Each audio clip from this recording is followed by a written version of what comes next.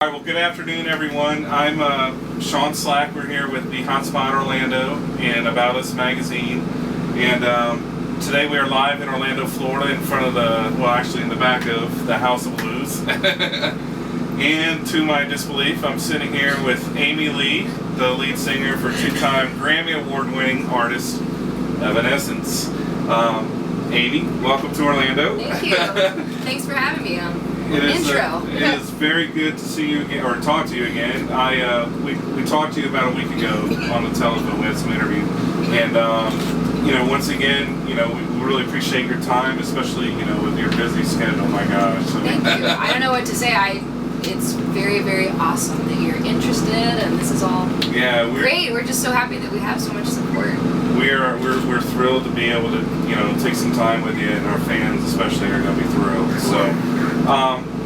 Once again, your schedule seems to be, blasting off pretty quick. They're going off, pretty much all over North America and stuff now. And after a short break, and you mentioned in your last interview that I think Troy had family here. Is that correct?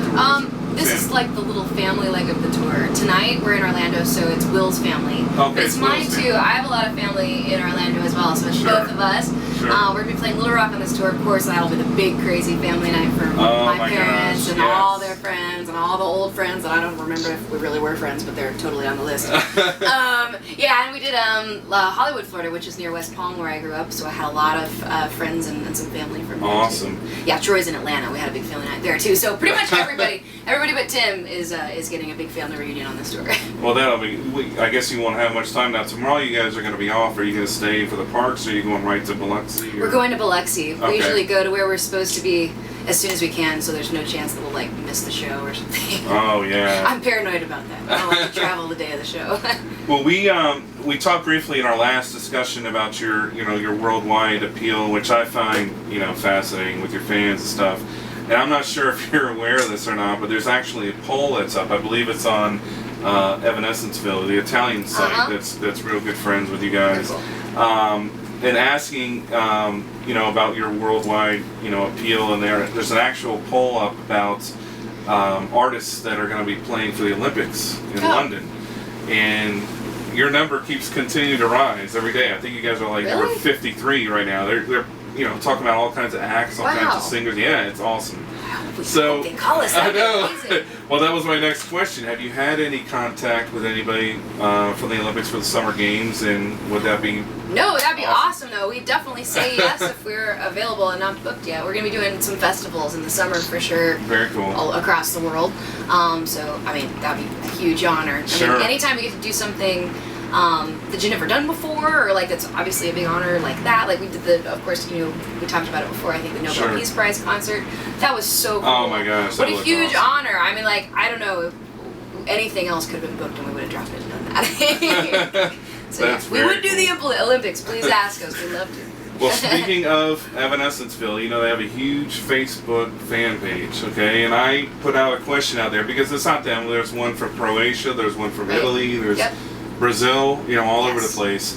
And I actually put it out there. I said, hey, if you want to ask a couple of questions, I'll kind of narrow it down. Well, we got a lot of responses. Cool. So I got a couple of questions from the fans. I promised that I would ask, so bear with me. The first one is from Hope Cochran, was her name, and asked if you had plans to make another DVD similar to Anywhere But Home that combined, the inside look at the band, the concert footage and videos. This has been extremely popular. I love it myself. It really gives an inside look. Have you guys looked into possibly doing something like that? It's hard to motivate the powers that be that a DVD is really worth much, like a music DVD, about a band anymore, and I kind of get it. It's just one of those things where to do it in the exact same way that we did it before, I'm not sure if it would work. We'd be able to actually afford to do it right and then not just go into debt for it. But, I think that just moving into the future, it's more about online anyway, and more content is always better. And I've been thinking recently about that actually, the way that our shows are now. I think about that DVD. It was so long ago. We at that time hadn't even been playing concerts that long. Of course, it was a different lineup as well. And we've grown so much. We have so much more material. I sing better than I used to sing. all those things. I'd love to do a really good professional, great recording of one of our concerts and do something with it. Right. But I think it will probably end up being in more of some kind of an online kind of way rather than like a DVD in Makes a store. sense. And I love the idea of the B-roll and behind the scenes stuff too, because even last night I forget what we were doing, we were laughing so hard. I was like, why? Why is it always these moments? Nobody's filming. It's always like the stuff that's off camera that you're like, there's no way to capture that. The bloopers in the video Yeah, I are know. hilarious. Well, I mean, there's some. we need to do it again. It just means having somebody around you all the time like this. Exactly. And it's easy to be like, I don't want to do that, but I feel like it would be really cool if we did that again. Awesome. So it's definitely on my radar. Well, the second one, and this is purely a fan question, okay? Okay, and you're gonna get the gist of this in a second. Okay. So this is probably one of the more popular questions, and I promise I would ask. This is from Shelby Brown, and it appeals to all your female listeners. Okay, she asked, "How does your hair grow so fast, and how do you keep it so strong and healthy?" Aw, it's weird how fast it grows. I don't wear extensions. It's really my hair. I don't really know. Every time I go to the salon, I go and get my hair colored at a salon in New York. And he's like, I don't understand. He's like, what are you doing? Why does your hair grow? I'm like, I don't know. I think I was just destined to have long hair, so I don't know. But I do have my closest friend is also my hairstylist, and she travels with me and takes care of my hair, and I think I would probably look like a total mess if it wasn't for Beth, so I owe a lot of that to her for sure. Awesome. I don't have any special secret. Beth's a secret. As we discussed before, your appeal with the huge Brazilian community, I mean, is unbelievable. Here in the state of Florida as well, with our blog, with our magazine, and some of the comments you made, on our last interview about how passionate the fans are in Brazil, like with them crying when they come to meet you and singing along with your songs. Can you talk a little bit more about your love for playing in front of those passionate, romantic type of fans, and does that give you more energy when Absolutely. you're out there performing? Totally. Sometimes you get up there and, I don't know, I love our music, but there are days when you don't feel like it, Sure. It totally turns around when the crowd goes nuts. Sure. I mean, it's the most awesome thing ever. It's like we're getting the fuel to play a really energetic, really passionate show. I definitely think it makes a huge difference for us up on stage.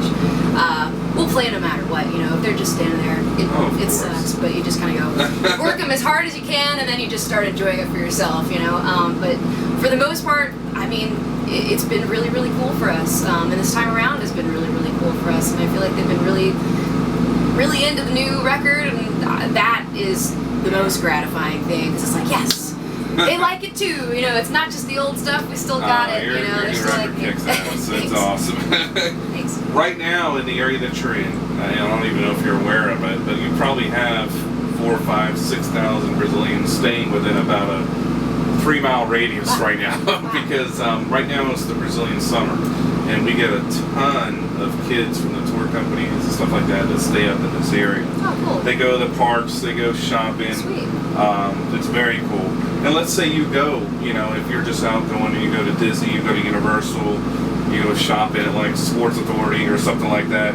Do you find the need to disguise yourself, or do you feel like you kind of got to wear a hat or something? I mean, where people just kind of mob you, or is it just a little bit of both? It depends. Like, you kind of learn the rules. Sure. Like, I wouldn't walk right outside this venue and go hang out around here. Like, Right. the fans are around, they're looking for me. I mean, in general, like, no, I don't wear disguises. Yeah, okay. I mean, if I really am like, I don't really want to get recognized, I might pull my hair back, but if they're a real fan, it won't matter anyway. And Sure. if I get recognized, I'm going to be happy about Yeah, that. I'm so glad to have fans. But for the most part, I don't like, go try to be recognized by like sitting at the mall's food court down the street from the venue. Right. Yeah, you walk up there right now. You know where not to go. No Hot Topics, not around here.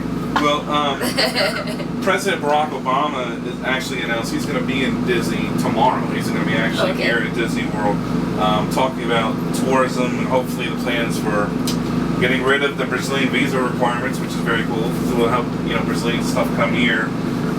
In an election year, I'm just curious, do you have any preferences, Democrat or Republican, or does that play politics in general? Does that play any kind of role in your music at all?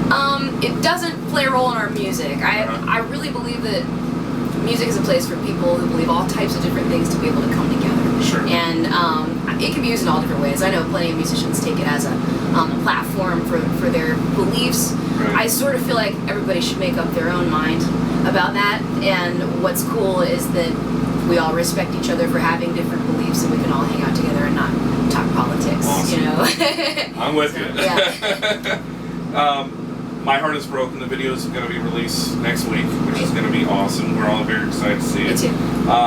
And you mentioned a recent MTV interview. You were talking about how it had a lot of dream state qualities, you know, to this video, and you were really excited about the release. Can you kind of talk about how much input you actually have for the direction of an actual video and how that works? As much as I want. I mean, I usually a lot. I mean, I think it's really important to be like the backbone of your creative works, whatever they are, whether it's visual, audio, or whatever, because, you know, it's supposed to be like a representation of who I am and who we are. It should be somebody else's idea. So there are times, you know, when it's time to shoot a video and I don't have a clue what to do and I'm asking for help on ideas, you know, going, hey, let's submit some treatments, you know, and, you know, directors will come up with cool ideas and then you can get the ball rolling and then collaborate. Sure. But this time, both times I came up with an initial idea. My Heart Is Broken, I didn't have an idea for a while, and then I don't know why I thought of it, but there's this old cult weird movie that I used to like when I was like in junior high that my girlfriend and I used to always watch called Paper House. It's like this British old movie. I don't know. But what really inspired, I understand now, looking back, like, duh, of course I loved that. It was about like this little girl who had a fever, and like every time she'd draw something, it would happen in her dream. Like, she'd draw a picture of a house, and she'd dream about this house, and she'd draw a little boy in the window, and then there was a boy there. It turns into a nightmare, and she's trapped inside this crazy world that she's created, and stuff starts going around. It's really interesting. So the video isn't that. You're not going to see that movie and go, oh, I get it, probably. But that's where the original inspiration came from, was how about it's like you're creating your own world, and you're in a dream, you know, to escape reality.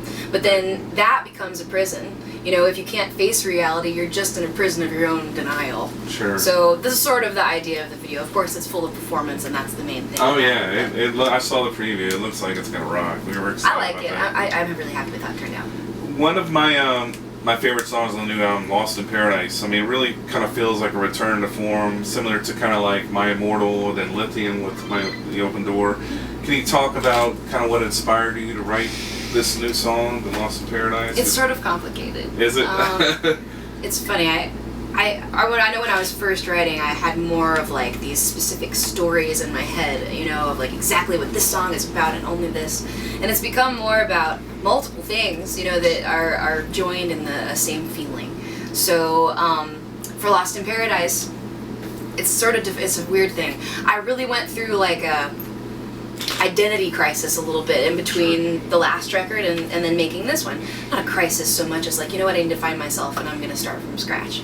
So we all just went our separate ways and lived life for a while. I just got married, you know, wanted to not think about Evanescence for a while. I didn't know if we were going to make another album. I needed to just figure out who I was. Because after a while, you just start seeing so many pictures of yourself with all the makeup and the hair and the bands and the tutus and stuff. And it's like, is that really me? You know, is it my choice anymore? Or am I just doing what I have to do because that's what everybody expects me to be? And I hate doing what everybody expects me to do. I hate it. I hate it. So in a big way, kind of for a while, I felt like I wasn't going to make Evanescence music anymore. But I started making music.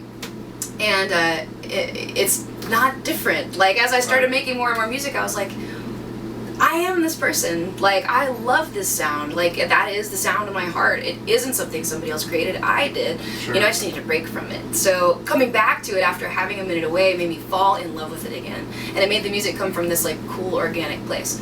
Back to the question. Lost in Paradise kind of came out of this moment where I was just, like, broken and feeling like I realize I am incomplete without this part of me. You know, I'm not finished with this thing yet. It's hard. There's so much drama attached to it, blah, blah, blah. But you know what? It's totally worth it. It's my real self, and I'm not whole. Even though I'm here in this big, beautiful house, you know, and have my wonderful husband and a happy life, it's not complete without this work, without Evanescence, without these fans, and without this thing that I made, and at least just being able to create music again in a real, in some kind of a way where I can show it to people and share it with people. That, you know, that's so awesome. You actually segued right into my next question. Now that you are married, do you kind of feel like your life has kind of turned a corner and you're able to focus more on your music? Because do you find it difficult now that you have your married life, your personal life, to balance you know, with all the touring and stuff that you're doing, and your personal life as well, with launching the new album and everything, it's a delicate balance. Believe me, I know. It's life on the road is not normal. You know, it's hard. You never get to totally settle in to being comfortable in one place. You're always saying goodbye. You're always meeting new people, whether it's your friends in the crew or like whatever, town to town. And, you know, it's hard. I mean, there's a reason that the road is hard. You don't get to live a normal life and deal with your life at home and your family as much as you really need to. Sure. So it's definitely a balance. My husband is a great supporter of me doing this. You know, he was a big part of, you gotta do it again. You know you want to, you know, I'll be there for you, do whatever you need me to do. Which is awesome. I really couldn't do it without that. Right. So it's still learning, you know, I'm still learning how to balance it all. It's definitely something that can be very all-consuming, and it's hard sometimes, like in the middle of the night I'm still getting emails like, if you don't reply to this right now, then so-and-so's not going to support your record, blah, blah, blah, blah. You know, it's like there's so much always happening. It's not like a day job where you can close the door and go, okay, Sure. I'm done now. It's just 24 hours. So sometimes you got to turn off your phone. Yeah. You know, exactly. like sometimes you have to learn to go, okay, this would be good for me, but you know what would be really, really good for my brain right now is to shut it off and watch Tom and Jerry. Yeah. Well, that's funny you say my wife's sitting right here. We've been married 15 years. We have 5 kids, and you know, I'm sure you've probably been asked before. You know, once you get through with your tour and stuff, do you plan on having maybe a little Amy Lee? I'd love to. Sing an opera or something, or no pressure. No I'm pressure. never gonna pressure anything. I definitely want to have kids. You know, that's something that Josh and I have always wanted, and I really hope that that's in our future. We don't have a set plan or anything. You know, right now, Evanescence, the record, is my baby. So. It looks like we got a couple more minutes here before we wrap it up. I promised some of our Brazilian fans I'd get you to speak a little Portuguese, and you said muito mal, it was a little bit bad. Yeah. So we're going to teach her. You guys can help me out, obviously. We just wanted her to say, I love Brazil. So it's Eu amo Brasil. El amo or El Eu Coro? amo Brasil. Eu It's too amo easy. Brazil. Eu amo Brazil. There you go. See? How do you say always? Forever? Sempre, pra Sempre. sempre. Oh, sempre. Very much. Well, Amy, again, from Hotspotorlando, www.thehotspotorlando.com, and AboutUS Magazine, we could not thank you enough. Thank you. For taking the time. I showed you my tattoo already. I know. You signed So it. awesome. I'm getting that tattoo Awesome. tomorrow. We're going to call and get it done. Not common for an interviewer. I know. Thank you so But much. thank you very much for taking Pleasure. the time with us. Total And pleasure. good luck tonight.